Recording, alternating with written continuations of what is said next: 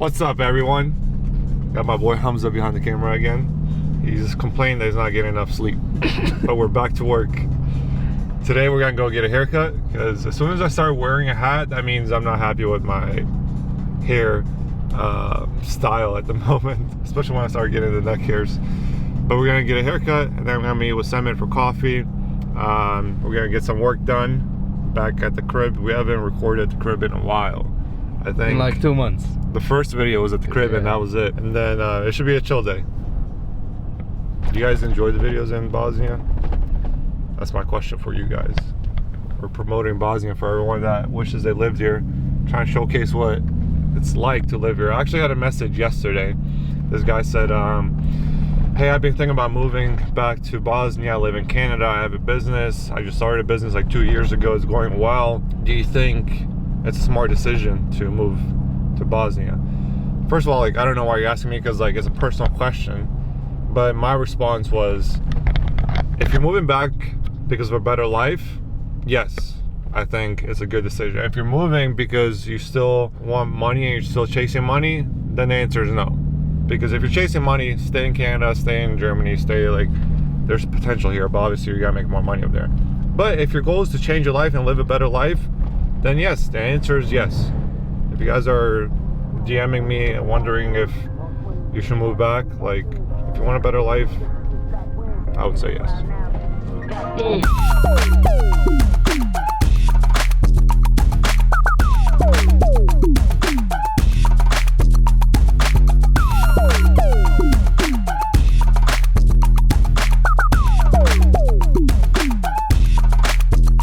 Fresh haircut done. I always mess with them because I literally take the amount of time that a female takes after so long, because he really does go through detail, and the haircuts are usually like an hour, maybe sometimes more. Because he'll like do my haircut and then he'll like blow dry it and like shape it and be like, all right, time for like the second haircut. So like he has 2 phases of haircuts. And then he washes my hair before he cuts my hair and then after. So it definitely prolongs everything, but he's really good. About to meet up with Semir, aka Sema, here in Metropolis, and then business talk, and we'll see what we're gonna do afterwards. When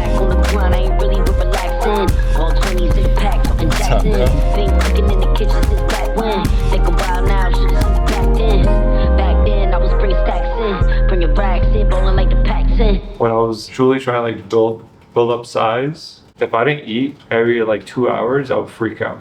I'm losing all the muscle that I ever built. Like the fact that I went to like 215, I'm like, if I miss this meal, I'm gonna go down to 180 again pounds. Like, so like I have this fear of not eating. So like every 2-3 hours, like I eat a meal. I think it was like the weird part is I still don't get enough protein in a day, because the recommendation is 0.5 gram to 1 gram per pound. So technically I should be eating like around 200 grams of protein. But I don't know, it's hard for me to get it, because usually when I calculate it, I get to like 150, because I'll eat like eggs in the morning and cottage cheese. So like usually 2 eggs, because I don't want to do too much cholesterol. And then cottage cheese, so I'll get like around like 30 in the morning. For lunch, I'll do like rice and chicken, which is another like 40, so that's like 70. I'll do like a protein shake, so that's like 100. And I'll usually do like a dinner, sometimes chicken again, but sometimes I'll try to do like steak, but they don't have a good steak here. So like I'll get like a rump steak. Usually that's like another 40 grams. So like that's 140 grams. Like I'm missing like another 60 grams. So I should throw in like another meal. But that's already eating like 3 meals plus a protein shake supplement. Another 60 grams is like another meal and a half. Maybe I just need to increase the volume, but like I guess because I eat like every 2-3 hours something, I'm not that hungry. But also I stopped eating after 6 p.m. I noticed after you turn 30, so I get a little tummy. I tried this thing because they say like if you start fasting like 14 hours, because at the 14-hour mark is when your body gets rid of utilizing insulin completely and starts going into fat burn. I should be doing like 16 hours, but I do like 14 at least, like at that mark. And I did notice that I dropped like 5 pounds at that time, which I feel like primarily came from my stomach area. So it does work, and I continue doing that because not only for the physique, but it's also good for your body. Kind of, I'm fasting every day, bro. So you can't get at me. We just switched the times of Yeah, the fasting. times. Yeah. I fast in the afternoon. You fast in the We evening. switch off, That's We're why, not the same. if anyone was curious on what my diet looks like, that's pretty much it. In Boston, it's a little hard, like holding a diet, because a lot of the food comes with unhealthy things. Because like I'll order food sometimes, and most of it will come from like cevapcice. And even though like obviously they do cevapi, but they also do like drumstick and chicken. But things like they all come with like the lepinium. So, like rice isn't like an option. So it's hard for me to order it and not eat some of the lepinium. So like sometimes I'll like order and just eat the chicken or the like drumstick. But obviously I gotta get that lepinium because it tastes so good. Do you know how many times I'm like, dude, screw all this. Like I want to eat my sweets, but I still don't. I still hold my discipline. You know, everyone thinks that starting a business is super easy. The things like you go on social media and then you see all these people flexing how much money they're making with their business, whether it's drop shipping, social media marketing agency. I mean, there's so many businesses trading, but the thing is like, it's kind of like a misconception because just like on social, you see everyone that's like fit, you think it's easy, but it's not easy. And the thing is like, most of it's probably not even real. Because even with the fitness stuff, like with the right lighting, with the right pump, everyone's gonna look super fit and jacked. But the truth is they probably look like a normal person on the street. Same thing with business. Everyone's gonna flex an amazing day or amazing month. But what is their true profit? How much money are they truly making consistently? So that's like the first thing that I wanna like touch on, the fact that not that many people are actually crushing it. Which leads me to the second point where not everyone's like made to be a business owner. It's very hard being a business owner. You need like a unique type of mindset that is super resilient, super dedicated, doesn't take no for an answer, is able to fail consistently, day over day, month over month, year over year, decade over a decade. And you're always failing as a business owner in the business owner mindset. Because obviously there's growth. The team grows, your revenue grows. But as a business owner, all you truly see are the fires. Most people are like, screw this. I'd rather just go work a regular job where I clock in, I do my thing, and I bounce. There's like no true headache. But if you can sustain that, the outcomes, meaning what you get out of it, is so beautiful and so big. Because what you get is freedom. Those are the two variations. There's this good quote I heard a long time ago, which was, business owners get paid by the amount of stress they can handle. Now, obviously there's systems and things that I did to optimize my life and my business so that I don't have to handle all the stress myself, but it's a learning curve. Most people will give up after a year or 2 years of receiving all that kind of pushback and all that stress, but there is a point. So like there's a good side to the story, kind of like the light at the end of the tunnel where you become immune to it. I remember the first time I had a client that didn't get the best results. To me, it was like, dude, what the hell? Our business is gonna go to shit because, you know, we came and generated good results for this client. But then I realized, okay, that's just that one client. We had like 10 other clients when we were small that were getting results. But all I could think about is that one client. And then when that happened again, when we didn't have good results, you kind of get immune to it. And then after the 15th or 20th client, after like 10 years, you're like, okay, it's part of the process. It's like, you're gonna expect that. You're probably gonna expect that 10 to 15% of your clients will probably not get good results. But you have to think about the flip side, where you have a 90% success rate of generating good results for your clients. If I was gonna take any bet with a 90% success rate, I would take it all day, every day.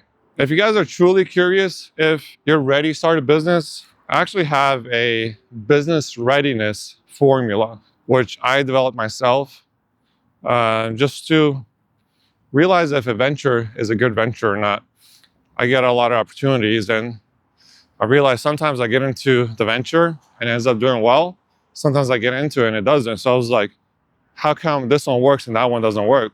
And also with like the members in the boardroom, I realized some do well, some don't.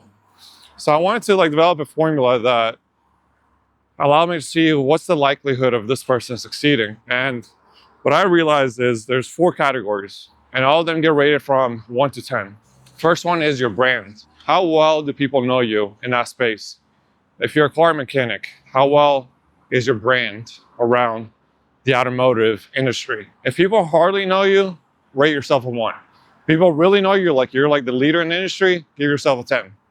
The second one is a skill. How good is your skill set in that business? If you're a marketer, how good are your results in running ads? It's not about just running ads. It's like, have you generated any case studies? If like the answer is like, dude, every time I run ads, I crush it for my clients, give yourself a 10. If you're like, dude, I ran some ads, all of them sucked, give yourself a 1. Same thing goes with the other industries. The second one is capital. How much capital do you have to keep on pushing this business? The good thing with online businesses is that you don't need a lot of capital. If you're starting up another business like hiring like a restaurant, stuff like that, how long can you sustain without going out of business? If the answer is 1 month, you give yourself a 1. If it's 2 years, you give yourself a 10. So that's the time frame. The last one is actually your network. How many people do you know in this space? So your reputation is like how many people know you. This one is how many people do you know that can help you just crush in that space. If you know like barely anyone, give yourself a 1. If you know like a lot of people, like a lot is like usually like 10 to 15 people, give yourself a 10. Because what this does for you is that it allows you to maybe partner up with these people because you have the skill, but maybe they have like the right like network, just like we did in the insurance space. And this allows you to really dominate. The first year, like with the right network, you can make millions. So same thing, 1 to 10. You add all this up, you divide it by 4. If you have anything below a 6, you're probably not ready for this business. Now, there's something interesting here, because if you have enough time, you can actually help yourself become successful in this business. If you can dedicate more than 5 hours a day to this business, you have a 10. If it's less than an hour, you give yourself a 1. But you're actually gonna multiply. So that's 6. If it's less than 2 hours, you multiply by 1. So it stays as a 1. But if you can do more than 5 hours, you multiply by 2, which actually surpasses the average, which is a 10. So you can definitely be successful even if you don't have most of these. And this is truly the formula that I follow to this day. A lot of times I'll have like maybe like a 6 across the board, but I don't have enough time to dedicate to this business. And I end up with a 6. And usually like at that point, these businesses don't do well. I definitely recommend following this formula. I think I have it on my personal website, amelkalish.com. If I don't, shoot me a DM. I can actually send you the full calculator and you guys can have it. But starting a business is not easy, but it's doable.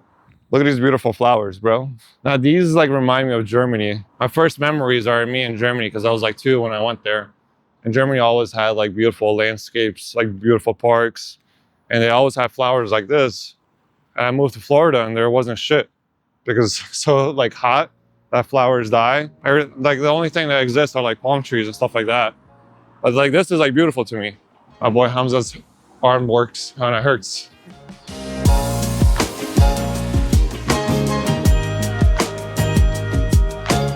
Durchsport.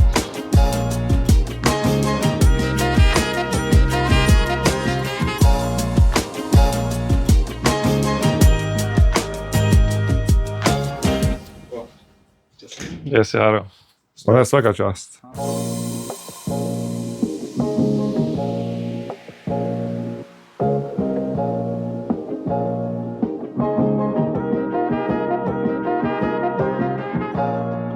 The hustle never stops. The Bosnian hours are done, but the US hours start now. But I'm gonna let Hamza go home and I'm gonna get back to work. We'll see you guys in the next video.